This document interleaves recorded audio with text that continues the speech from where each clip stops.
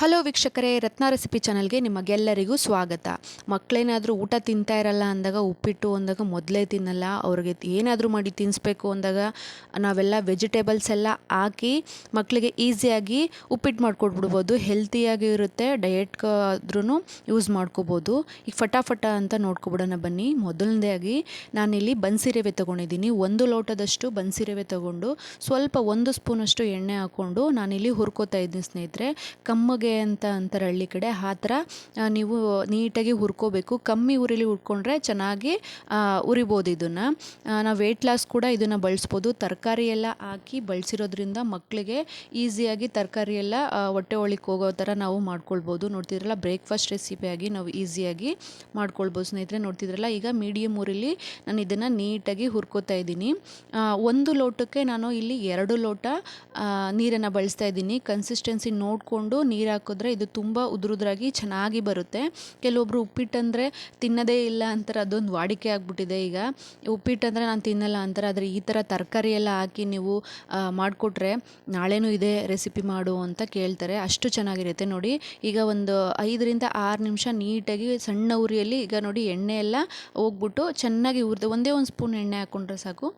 ನೀಟಾಗಿ ಹುರ್ಕೊಂಡಾದಮೇಲೆ ಅದೇ ಬಾಣಲಿಲಿ ನಾನಿಲ್ಲಿ 3ರಿಂದ 4 ಸ್ಪೂನಷ್ಟು ಎಣ್ಣೆ ಹಾಕ್ಕೊಂಡಿದ್ದೀನಿ ಸ್ನೇಹಿತರೆ. ಎಣ್ಣೆ ಸ್ವಲ್ಪ ಜಾಸ್ತಿ ಇದ್ದರೆ ಚೆನ್ನಾಗಿರುತ್ತೆ. ಇದಕ್ಕೆ ಸ್ವಲ್ಪ 1 ಸ್ಪೂನಷ್ಟು ನಾನಿಲ್ಲಿ ಸಾಸಿವೆ ಹಾಕೋತಾ ಇದ್ದೀನಿ ಸ್ನೇಹಿತರೆ. ಸಾಸಿವೆ ಚೆನ್ನಾಗಿ ಚಿಟಪಟ ಸಿಡ್ದಾದ್ಮೇಲೆ ಜಜ್ಜಿರುವಂಥ ಶುಂಠಿ ಹಾಕೋತಾ ಇದ್ದೀನಿ. ಶುಂಠಿ ಜೊತೆಗೆ ನಾನಿಲ್ಲಿ 5ರಿಂದ 6 ಹಸಿಮೆಣ್ಸಿನ್ಕಾಯಿನ ಸೀಳ್ಕೊಂಡು ಹಾಕೋತಾ ಇದ್ದೀನಿ. ಒಣಮೆಣ್ಸಿನ್ಕಾಯಿ ಕೂಡ ಹಾಕೋಬೋದು ನೀವು. ಖಾರ ಎಲ್ಲ ಚೆನ್ನಾಗಿ ಕಮ್ಮಿ ಆಗುತ್ತೆ, ಅಥವಾ ಬಾಯಿಗೆ ಎಣ್ಣೆಯಲ್ಲಿ ಕರೆದಿರೋದ್ರಿಂದ ಚೆನ್ನಾಗಿ ಸಿಗುತ್ತೆ. 1 ಪಿಂಚಷ್ಟು ನಾನಿಲ್ಲಿ ಇಂಗನ್ನು ಹಾಕ್ಕೊಂಡಿದ್ದೀನಿ ಸ್ನೇಹಿತರೆ. ಇಂಗು ಕೂಡ ಒಳ್ಳೆಯದು, ಜೀರ್ಣಕ್ರಿಯೆಗೆ ಒಳ್ಳೆಯದಾಗಿರುತ್ತೆ. ಅದಕ್ಕೆ ನಾನು ಯಾವುದೇ ಅಡುಗೆ ಮಾಡಿದ್ರೂ ಕೂಡ ಸ್ವಲ್ಪ 1 ಪಿಂಚಷ್ಟು ಇಂಗನ್ನು ಹಾಕಿದ್ರೆ ಚೆನ್ನಾಗಿರುತ್ತೆ. ಅದಕ್ಕೆ ಧಾರಾಳವಾಗಿ ಕರಿಬೇವಿನ ಸೊಪ್ಪು ಹಾಕೋಣ ಸ್ನೇಹಿತರೆ. ಈಗ ಮೆಣಸಿನ್ಕಾಯಿ ಹಾಕಿರೋದ್ರಿಂದ ಖಾರ ಸ್ವಲ್ಪ ಕಮ್ಮಿ ಆಗುತ್ತೆ, ಮಕ್ಳಿಗೋಸ್ಕರ ಕ್ರಿಸ್ಪಿಯಾಗಿ ಕರಿಬೇವಿನ ಸೊಪ್ಪೆಲ್ಲ ಆಗುತ್ತೆ. ಇದೇ ಜಾಗದಲ್ಲಿ ನಾನಿಲ್ಲಿ 2ರಿಂದ 3 ಸಣ್ಣಕ್ಕೆ ಈರುಳ್ಳಿ ಹಾಕ್ಕೊಂಡಿದ್ದೀನಿ. ಸ್ವಲ್ಪ ಮಾಮೂಲಿ ದೊಡ್ಡ ಸೈಜೇ ಕುಯ್ಕೊಂಡು ಹಾಕ್ಕೊಂಡಿದ್ದೀನಿ. ನೋಡಿ, ಇಲ್ಲಿ ಚೆನ್ನಾಗಿ ಎಣ್ಣೆಲಿ ಹುರ್ಕೊಳ್ಬೇಕು. ಇದಕ್ಕೆ ಕಡಲೆ ಬೀಜ ಏನೂ ಹಾಕ್ತಿಲ್ಲ, ಯಾಕಂದರೆ ತರಕಾರಿ ಆ್ಯಡ್ ಮಾಡ್ತಿರೋದ್ರಿಂದ ಹಾಕೋ ಅವಶ್ಯಕತೆ ಇಲ್ಲ. ಬೇಕು ಅಂದರೆ ನೀವು ಹಾಕ್ಕೊಳ್ಬೋದು, ನಾನೇನು ಹಾಕ್ತಾಯಿಲ್ಲ. ಇದಕ್ಕೆ ಅದೇನಿಲ್ಲ ಅಂದರೂ ಚೆನ್ನಾಗಿರುತ್ತೆ. ಇದೇ ಥರ ಮಾಡಿದ್ರೆ ಒರಿಜಿನಲ್ ಸ್ಟೈಲ್ ಥರ ಕಾಣುತ್ತೆ. ಈಗ ತರಕಾರಿಗಳ್ನ ಹಾಕ್ತಾಯಿದ್ದೀನಿ ಸ್ನೇಹಿತರೆ. ಸಣ್ಣಕ್ಕೆ ಹೆಚ್ಚಿರೋ ಅಂಥ ಹುರುಳಿಕಾಯಿ ಮತ್ತು ಹಸಿ ಬಟಾಣಿ ಕೂಡ ಹಾಕ್ತಾಯಿದ್ದೀನಿ. ಅವರೆಕಾಳು ಸೀಸನಲ್ಲಿ ಅವರೆಕಾಳು ಕೂಡ ಹಾಕ್ಕೋಬೋದು. ನನ್ನ ಜೊತೆಗೆ ಅವರೆಕಾಳು ಕೂಡ ಇತ್ತು, ಅವರೆಕಾಳು ಕೂಡ ಹಾಕ್ಕೊಂಡಿದ್ದೀನಿ. ನಿಮ್ಮ ಮಕ್ಕಳು ಯಾವ ವೆಜಿಟೇಬಲ್ಸ್ ತಿನ್ನಲು ಅವೆಲ್ಲ ಕೂಡ ಹಾಕ್ಕೊಳ್ಬೋದು. ಆಲೂಗೆಡ್ಡೆ ಕೂಡ ಹಾಕ್ಕೊಂಡ್ರೂ ಚೆನ್ನಾಗಿರುತ್ತೆ. ನಾನಿಲ್ಲಿ ಹಸಿ ಬಟಾಣಿ ಜೊತೆಗೆ ಸ್ವಲ್ಪ ಕ್ಯಾರೆಟು, ಒಂದು 2 ಕ್ಯಾರೆಟ ಸಣ್ಣಗೆ ಹೆಚ್ಚಿ ಹಾಕ್ಕೊಳ್ತಾ ಇದ್ದೀನಿ. ನೋಡ್ತಿದ್ರಲ್ಲ, ಕಲರ್ಫುಲ್ ಆಗಿ ಕೂಡ ಚೆನ್ನಾಗಿರುತ್ತೆ, ಕಾಣ್ತಾ ಇದೆ. ಈಗಿಷ್ಟು ಒಂದು 2 ನಿಮಿಷ ನೀವು ಫ್ರೈ ಮಾಡಿದ್ರೆ ಸಾಕು. ನೀವು ಬೇಯಿಸ್ಕೊಂಡು ಕೂಡ ಹಾಕ್ಕೋಬೋದು. ತರಕಾರಿ ಎಲ್ಲ ಬೇಯಿಸ್ಕೊಂಡು ನೀವು ಇದಕ್ಕೆ ಈರುಳ್ಳಿ ಒಗ್ಗರಣೆಗೆ ಹಾಕ್ಕೊಂಡ್ರೆ ತರಕಾರಿ ಬಾಯಿಗೆ ಸಿಗಲ್ಲ. ಆದ್ದರಿಂದ ಈ ಥರ ಒಗ್ಗರಣೆಗೆ ಹಾಕ್ಕೊಂಡ್ರೆ ಸಾಕು, ನಿಮಗೆ ಕ್ರಿಸ್ಪಿಯಾಗಿ ತಿನ್ನೋಕೆ ಸಿಗುತ್ತೆ. ಬೆಂದು ಕೂಡ ಇರುತ್ತೆ. ಸಣ್ಣಕ್ಕೆ ಕುಯ್ಕೊಂಡಿದ್ರೆ ನೀವು ನಿಮ್ಮ ಎಣ್ಣೆಲೇ ಫ್ರೈ ಮಾಡ್ಕೊಡ್ಬೋದು. ನಾನು ಜೊತೆಗೆ ಹಸಿ ಅವರೆಕಾಳು ಹಾಕ್ಕೊಂಡಿದ್ದೀನಿ. ಅವರೆಕಾಳು ಸೀಸನಲ್ಲಿ ಅವರೆಕಾಳು ಹಾಕಿಲ್ಲ ಅಂದರೆ ಹೇಳಿ, ಯಾವುದೇ ಡಿಶ್ ಮಾಡಿದ್ರೂ ನಮ್ಮ ಮನೇಲಿ ಅವರೆಕಾಳು ಕಂಪಲ್ಸರಿ ಇದ್ದೇ ಇರುತ್ತೆ. ಈಗ ಸ್ವಲ್ಪ ಅವರೆಕಾಳು 1 ಹಿಡಿಯಷ್ಟು ಬಟಾಣಿ, ಹಸಿ ಬಟಾಣಿ ಜೊತೆಗೆ ಅವರೆಕಾಳು ಕೂಡ ಹಾಕ್ಕೊಂಡಿದ್ದೀನಿ. ಕಡಲೆ ಬೀಜ ಕೂಡ ಹಾಕೋತಾರೆ. ಈಗ ತರಕಾರಿ ಬೇಯೋಷ್ಟು ನಾನಿಲ್ಲಿ ಒಂದೇ ಒಂದು ಅರ್ಧ ಸ್ಪೂನಷ್ಟು ಉಪ್ಪನ್ನು ಹಾಕೋತಾ ಇದ್ದೀನಿ. ಯಾವಾಗಲೂ ಕಲ್ಲುಪ್ಪೆ ಬಳಸಿ, ಆರೋಗ್ಯಕ್ಕೆ ತುಂಬ ಒಳ್ಳೆಯದು. ಅದರಿಂದ ಕಲ್ಲುಪ್ಪು ಹಾಕಿ ಸ್ವಲ್ಪ ಒಂದು 5ರಿಂದ 6 ನಿಮಿಷ ಮುಚ್ಚಿಟ್ಬಿಡೋಣ ಸ್ನೇಹಿತರೆ. ಚೆನ್ನಾಗಿ ಮುಚ್ಚಿದ್ರೆ ಅದು ಬೇಗ ಬೇಯುತ್ತೆ.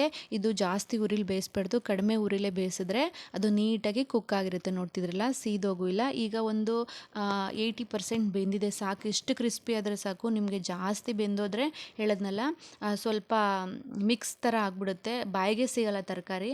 ಆದ್ದರಿಂದ ಕ್ರಿಸ್ಪಿ ಆಗೋವರೆಗೂ ಅಷ್ಟು ಬೇಯಿಸ್ಕೊಂಡ್ರೆ ಸಾಕು. ನೋಡ್ತಿದ್ರಲ್ಲ, ಈಗ ಚೆನ್ನಾಗಿ ಬೇಯಿಸಾದ್ಮೇಲೆ ಈಗ ನಾನು ಸೊಪ್ಪನ್ನು ಹಾಕ್ತಾಯಿದ್ದೀನಿ ಸ್ನೇಹಿತರೆ. ಇದಕ್ಕೆ ಇಂಪಾರ್ಟೆಂಟ್ ಇಂಗ್ರೀಡಿಯೆಂಟ್ಸ್ ಅಂದರೆ ಸಬ್ಬಕ್ಕಿಗೆ ಸೊಪ್ಪು, ಇದು ಫೇವ್ರೇಟು ಎಲ್ಲರಿಗೂ. ಇದನ್ನು ಉಪ್ಸಾರು ಕೂಡ ಮಾಡ್ತಾರೆ. ಈಗ ಸಣ್ಣದಾಗಿ ಹೆಚ್ಚಿ ಈ ಸಬ್ಬಕ್ಕಿ ಸೊಪ್ಪನ್ನ ಹಾಕ್ಕೊಂಡು ಇನ್ನೊಂದೆರಡು ಸತಿ ತಿರುವಾಕೊಂಡ್ರೆ ಸಾಕು. ಉರಿತಾ ಇದ್ದೀನಿ, ನೋಡ್ತಿದ್ರಲ್ಲ ಸಬ್ಬಕ್ಕಿ ಸೊಪ್ಪು ಸ್ವಲ್ಪ ಜಾಸ್ತಿನೇ ಹಾಕ್ತಾಯಿದ್ದೀನಿ. ತುಂಬ ಚೆನ್ನಾಗಿರುತ್ತೆ. ಒಂದ್ಸಲಿ ನೀವು ಈ ಬ್ರೇಕ್ಫಾಸ್ಟ್ನ ಮಾಡಿ ನೋಡಿ. ನೋಡ್ತಿದ್ದೀರಲ್ಲ, ಈಗ ಚೆನ್ನಾಗಿ ಮಿಕ್ಸ್ ಮಾಡ್ಕೊಳ್ಳೋಣ ಸ್ನೇಹಿತರೆ. ನೋಡ್ತಿದ್ರಲ್ಲ, ಈಗ ಎಣ್ಣೆಲಿ ತರಕಾರಿ ಮತ್ತು ಸೊಪ್ಪು ಎಲ್ಲ ಹಾಕಿ ಮಿಕ್ಸ್ ಮಾಡ್ತಿದ್ದೀನಿ. ಡಯೆಟ್ ಮಾಡ್ತಾ ಇರೋರು ಕೂಡ ಬೆಳಗ್ಗೆ ಬ್ರೇಕ್ಫಾಸ್ಟು ಈಸಿಯಾಗಿ ಇದನ್ನು ತಿನ್ಬೋದು. ನೋಡ್ತಿದ್ದೀರಲ್ಲ, ಶುಗರ್ ಪೇಷಂಟ್ ಕೂಡ ನಾವು ಈ ಡಿಶ್ನ ಕೊಡ್ಬೋದು. ಲೈಟಾಗಿರುತ್ತೆ, ಅಥವಾ ವೆಯ್ಟ್ ಲಾಸ್ ಮಾಡಬೇಕು ಅಂತ ಅನ್ನೋರು ಕೂಡ ಇದನ್ನು ಈ ಡಿಶ್ನ ಬಳಸ್ಬೋದು. ನೋಡ್ತಿದ್ರಲ್ಲ, ನಮ್ಮ ಮನೇಲಿ ಫೇವ್ರೇಟ್. ಇವಾಗ ನಮ್ಮ ಮನೇಲಿ ಫಸ್ಟು ನಮ್ಮ ಮನೆಯವರು ಬನ್ಸಿರವೆ ಉಪ್ಪಿಟ್ಟು ತಿಂತಿರಲಿಲ್ಲ. ಆದರೆ ಈ ಥರ ತರಕಾರಿ ಹಾಕಿ ಮಿಕ್ಸ್ ಮಾಡಿ ಸ್ವಲ್ಪ ಸ್ಪೈಸಿಯಾಗಿ ಜಾಸ್ತಿ ಹಾಕಿ ಮಾಡಿಕೊಟ್ರೆ ಮಕ್ಕಳು ಅಲ್ಲ ದೊಡ್ಡೋರು ಕೂಡ ತಿಂತಾರೆ. ನೋಡ್ತಿದ್ರಲ್ಲ, ಯಾರು ಉಪ್ಪಿಟ್ಟು ಇಷ್ಟ ಇಲ್ಲ ಅನ್ನೋರು ಕೂಡ ನೀವು ಈಸಿಯಾಗಿ ತಿನ್ಬೋದು. ನೋಡ್ತಿದ್ರೆ ಈಗ ಸೊಪ್ಪೆಲ್ಲ ಚೆನ್ನಾಗಿ ಹೊಂದ್ಕೊಂಡಿದೆ ಅಥವಾ ತರಕಾರಿಗೆ ಚೆನ್ನಾಗಿ ಬೆಂದಿದೆ.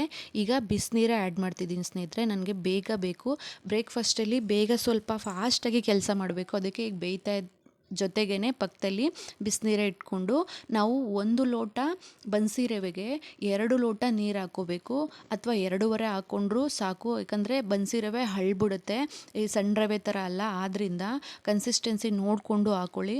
ತುಂಬ ಜಾಸ್ತಿ ನೀರು ಬೇಡ. ಅಳ್ಳೋದ್ರಿಂದ ನಿಮಗೆ 1 ಲೋಟ ಬನ್ಸಿ ರವೆಗೆ ನಾನಿಲ್ಲಿ 2ರಿಂದ 2.5 ಲೋಟದಷ್ಟು ನೀರು ಹಾಕ್ಕೊಂಡು, ಬಿಸಿ ನೀರು ಹಾಕ್ಕೊಂಡಿದ್ದು, ತಣ್ಣೀರು ಕೂಡ ಹಾಕ್ಕೊಂಡು ನೀವು ಬೇಯಿಸ್ಕೋಬೋದು. ಯಾಕಂದರೆ ನಾನು ತರಕಾರಿ ಎಲ್ಲ ಚೆನ್ನಾಗಿ ಹುರಿದು ಬೆಂದಿದೆ. ಈಗ ಒಂದು 2 ನಿಮಿಷ ಈ ಹಂತದಲ್ಲೇ ನಾವು ಉಪ್ಪು ಕೂಡ ಆ್ಯಡ್ ಮಾಡಿಕೊಂಡು ಒಂದು 2 ನಿಮಿಷ ಕುದಿಯೋಕೆ ಬಿಟ್ಟರೆ ಸಾಕು. ಬಿಸಿನೀರಾಗಿರೋದ್ರಿಂದ ಬೇಗ ಕುದಿಯೋಕೆ ಸ್ಟಾರ್ಟ್ ಆಗಿರುತ್ತೆ. ತರಕಾರಿ ಕೂಡ ಎಲ್ಲ ಬೆಂದಿದೆ. ಈಗ ಉಪ್ಪು ಖಾರ ಎಲ್ಲ ಚೆನ್ನಾಗಿ ಮಿಕ್ಸ್ ಆಗಿದೆ. ನೋಡ್ತಿದ್ರಲ್ಲ, ಈ ಥರ ಮಿಕ್ಸ್ ಆದಮೇಲೆ ನಾವು ರವೆ ಹುರಿದಿಟ್ಕೊಂಡಿದ್ವಲ್ಲ ಮೊದಲು, 1 ಲೋಟ ರವೆಗೆ 3 ಲೋಟ ಅಥವಾ 2.5 ಲೋಟ ನೀರು ಹಾಕ್ಕೊಂಡಿದ್ದೀವಲ್ವ, ಇವಾಗ ನಿಧಾನಕ್ಕೆ ಬಿಡೋಣ. ಒಂದೇ ಸಲ ಬಿಟ್ಬಿಟ್ರೆ ಗಂಟಾಗ್ಬಿಡುತ್ತೆ. ಆದ್ದರಿಂದ ಸ್ವಲ್ಪ ಸ್ವಲ್ಪ ಬಿಟ್ಕೊಂಡು ನಾವು ಇದನ್ನು ಮಿಕ್ಸ್ ಮಾಡ್ಕೋಬೇಕು. ನೋಡ್ತಿದ್ರಲ್ಲ, ಉಪ್ಪು ಹಾಕ್ಕೊಂಡಿರೋದ್ರಿಂದ ಜಾಸ್ತಿ ಏನು ಗಂಟಾಗಲ್ಲ. ಬನ್ಸಿ ರವೆ ಜಾಸ್ತಿ ಗಂಟಾಗೋದೇ ಇಲ್ಲ. ಆದ್ರೂ ನೀವು ಎಚ್ಚರಿಕೆಯಿಂದ ಸ್ವಲ್ಪ ರವೆನ ಬಿಟ್ಕೊಂಡು ಈಗ ಮಿಕ್ಸ್ ಕೈ ಆಡಿಸ್ತಾನೆ ಇರೋದ. ನೋಡಿ, ಇಲ್ಲಿ ಗಂಟಿಲ್ದಂಗೆ ನಾವು ಇದನ್ನು ಮಿಕ್ಸ್ ಮಾಡ್ಕೊಳ್ಳೋ ಸ್ನೇಹಿತರೆ. ನೋಡ್ತಿದ್ರಲ್ಲ, ಈಗ ಚೆನ್ನಾಗಿ ಮಿಕ್ಸ್ ಆಗಿದೆ. ನಿಮಗೆ ನೀರು ಥರ ಕಾಣ್ತಿದೆ. ಒಂದು 2 ನಿಮಿಷ ಸಿಮ್ಮಲ್ಲಿ ಇಟ್ಬಿಡೋಣ. ಸಣ್ಣಕ್ಕೆ ಇಟ್ಕೊಂಡು ನೀವು ಮುಚ್ಚಿಬಿಟ್ರೆ ಇದು ಒಂದು 2 ನಿಮಿಷದಲ್ಲಿ ನೀಟಾಗಿ ಕುಕ್ ಆಗಿರುತ್ತೆ. ನೋಡ್ತಿದ್ರಲ್ಲ, ಇಷ್ಟು ಕನ್ಸಿಸ್ಟೆನ್ಸಿ ಇದ್ದರೆ ಸಾಕು. ಮೇಲ್ಗಡೆ ಸ್ವಲ್ಪ ನೀರಿದ್ದಂಗೆ ಕಾಣಬೇಕು. ಇವಾಗ ನಾನು ಜಾಸ್ತಿ ಅಂದರೆ ನಮ್ಮ ಮನೇಲಿ ಕೊತ್ತಂಬರಿ ಸೊಪ್ಪು ಸ್ವಲ್ಪ ಜಾಸ್ತಿನೇ ತಿಂತಾರೆ. ಯಥೇಚ್ಛವಾಗಿ ನಾನಿಲ್ಲಿ ಕೊತ್ತಂಬರಿ ಸೊಪ್ಪನ್ನ ಜಾಸ್ತಿ ಹಾಕ್ತಾಯಿದ್ದೀನಿ. ಇದಕ್ಕೆ ಕಾಯಿ ತುರಿ ಹಾಕಿದ್ರೂ ಕೂಡ ತುಂಬ ಚೆನ್ನಾಗಿರುತ್ತೆ. ಕಾಯಿ ತುರಿ ಕೂಡ ಆ್ಯಡ್ ಮಾಡ್ಕೊಳ್ಬೋದು, ಅಥವಾ ಟೊಮೊಟೊ ಕೂಡ ಆ್ಯಡ್ ಮಾಡ್ಕೊಳ್ಬೋದು. ನಾನು ಟೊಮೊಟೊನೂ ಹಾಕಿಲ್ಲ, ಕಾಯಿ ತುರಿನೂ ಹಾಕಿಲ್ಲ. ಕಾಯಿ ತುರಿ ಹಾಕೋದಂತೂ ತುಂಬ ಚೆನ್ನಾಗಿರುತ್ತೆ. ಅದನ್ನು ಹಾಕಿ ಟ್ರೈ ಮಾಡಿ. ನಾನಿಲ್ಲಿ ಕೊತ್ತಂಬರಿ ಸೊಪ್ಪು ಹಾಕಿ ಇನ್ನೊಂದ್ಸಲಿ ಚೆನ್ನಾಗಿ ಮಿಕ್ಸ್ ಮಾಡ್ತಾಯಿದ್ದೀನಿ. ನೋಡಿ, ಮಿಕ್ಸ್ ಮಾಡ್ತಾ ಇದ್ದಂಗೆ ನೀರೆಲ್ಲ ಹಿಂಡ್ಕೊಬಿಟ್ಟಿದೆ. ಅದು ಬೇಗ ಹೀರ್ಕೊಬಿಡುತ್ತೆ ಇದು ಬನ್ಸಿ ರವೆ.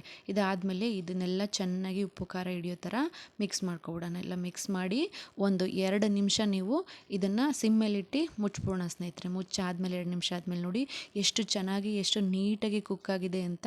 ನಿಜ ಪರ್ಫೆಕ್ಟಾಗಿ ಬಂದಿದೆ. ನೀರು ಜಾಸ್ತಿನೂ ಇಲ್ಲ ಅಥವಾ ಕಮ್ಮಿನೂ ಇಲ್ಲ.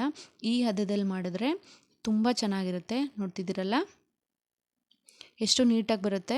ಕೆಲವೊಬ್ಬರಿಗೆ ಬನ್ಸಿ ರವೆಯಲ್ಲಿ ಉಪ್ಪಿಟ್ಟು ಮಾಡೋಕ್ಕೆ ಬರಲ್ಲ, ಯಾಕಂದರೆ ನೀರು ಎಷ್ಟು ಹಾಕಬೇಕು ಅಂತ ಗೊತ್ತಿರಲ್ಲ. ಈ ಥರ ಪರ್ಫೆಕ್ಟಾಗಿ ಮಾಡಬೇಕು ಅಂದರೆ ನೀರು ನೋಡಿ ಹಾಕ್ಕೊಳ್ಳಿ. 1:2 ಹಾಕ್ಕೊಂಡ್ರೆ ಸಾಕು, ತುಂಬ ಚೆನ್ನಾಗಿ ಬರುತ್ತೆ.